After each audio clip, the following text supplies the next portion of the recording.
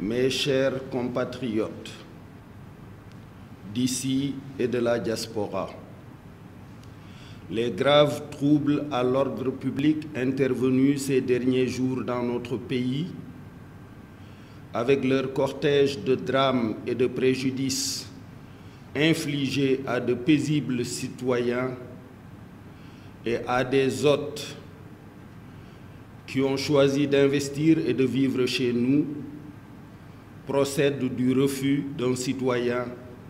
de se soumettre à la justice de son pays, devant laquelle il a été attrait par une plainte pour viol présumé déposée par une autre citoyenne d'égale dignité et d'égal droit. Je voudrais présenter mes condoléances aux familles des victimes, ainsi qu'à l'ensemble du peuple sénégalais, et convoiter d'Allah qu'il les accueille dans son paradis le plus élevé. J'exprime toute ma solidarité et toute ma compassion à l'endroit des compatriotes et hôtes qui ont subi des dommages dans leurs biens et dans leurs personnes et exhorte l'État à les secourir au mieux. J'exprime toute ma fierté, toute ma reconnaissance, toutes mes félicitations à nos forces de sécurité et de défense, les meilleures au monde, pour leur professionnalisme, leur courage, leur sens de la mesure et de la responsabilité qui ont permis de contenir des assauts d'une violence inouïe avec une admirable maîtrise. Conformément à la recommandation prophétique faite à tout musulman d'être solidaire de son frère qui subit une épreuve, qu'il ait raison ou tort, je voudrais exprimer ma solidarité à mon jeune frère Ousmane Sonko, frappé par une terrible épreuve. S'il sait que les accusations portées à son endroit par la citoyenne Adji Sarr sont infondées et ne sont que le résultat d'un complot ourdi contre sa personne, je l'invite à faire ce que je fis en son temps, c'est-à-dire déclarer solennellement devant Dieu et devant les hommes que d'ici à l'extinction du soleil, aucune preuve ne viendra étayer les dites accusations. S'il ne le peut pas, je lui recommanderai alors de se repentir, de demander pardon à sa famille, à ses militants et au peuple sénégalais, et d'accepter avec dignité les conséquences des actes posés.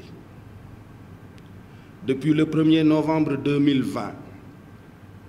à partir de ma station de président du Conseil économique, social et environnemental, j'observe de façon privilégiée et au quotidien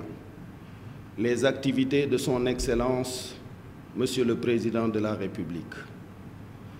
Je l'ai vu se battre de façon titanesque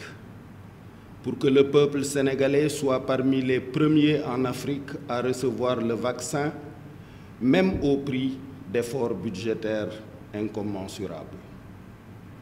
Je l'ai vu plaider avec autorité auprès de ses collègues du G7 pour que la solidarité internationale à l'endroit de l'Afrique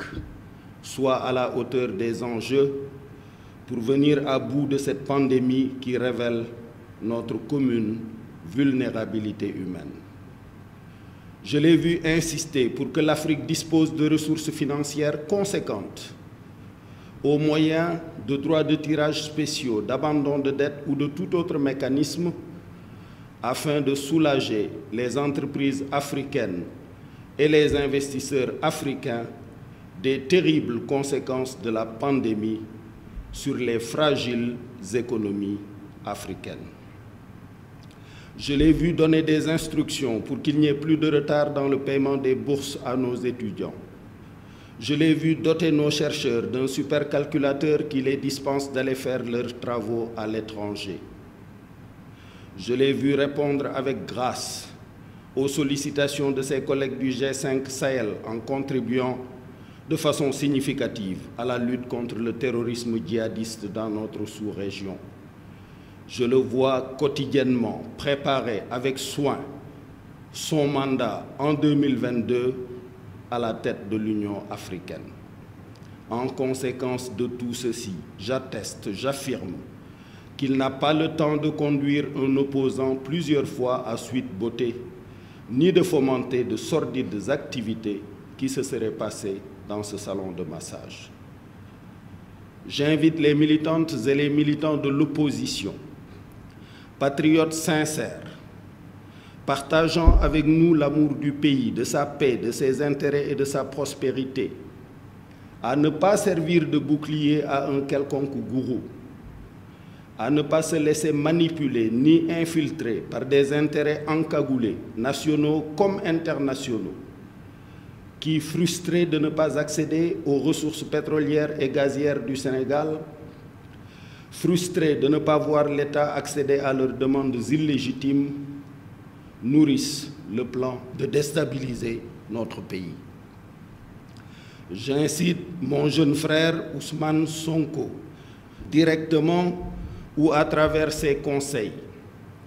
à s'adresser à ses partisans pour les inviter à cesser toutes activités insurrectionnelles, de pillage ou de déstabilisation du pays. S'il le fait, j'accéderai alors aux nombreuses demandes à moi adressées, dont celle de notre compatriote Alioune Tine, membre éminent de la société civile africaine, d'entreprendre une médiation politique pour le retour rapide au calme. Je sais bénéficier auprès de son Excellence, Monsieur le Président de la République, d'une écoute attentive et respectueuse qui me fait espérer des résultats positifs pour cette médiation, le cas échéant. Aux autres manifestants qui n'ont rien à voir avec l'affaire Sonko-Adji Sarr, mais qui sont également nos fils et nos filles, nos nièces et nos neveux, je veux dire ceci. Nous comprenons vos souffrances et votre mal-être, dus au manque d'emploi et aux difficultés de toutes sortes engendrées par la pandémie, notamment dans cette deuxième phase où l'État n'a pas pu dégager 1000 milliards comme dans la première phase pour venir en aide aux familles et soulager les souffrances.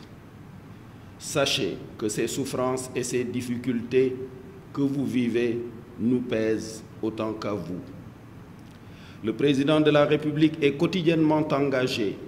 à y trouver des solutions, car lui comme moi savons que c'est notre devoir, comme nous le faisons avec nos propres enfants, de vous nourrir contre la faim et de vous rassurer contre la crainte.